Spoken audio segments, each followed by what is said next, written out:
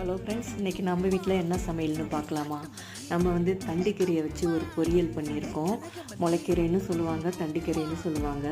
இதுக்கு வந்து ஒரு கடாய் வச்சுட்டு கடுகு, உளுந்தம்பருப்பு, கடலைப்பருப்பு, காஞ்ச மிளகாய், கொஞ்சம் வெங்காயம் இது எல்லாத்தையும் போட்டு நல்லா வதக்கிட்டு இந்த கீரையும் நல்லா பொடியாக நறுக்கி நம்ம இதுமாரி நறுக்கி வச்சுட்டு நல்லா உப்பு போட்டு கிளறி விடணும். கடைசியாக தேங்காய் பூ போட்டு இறக்கணும்னா நமக்கு கீரை துவட்டல் சூப்பராக இருக்கும்.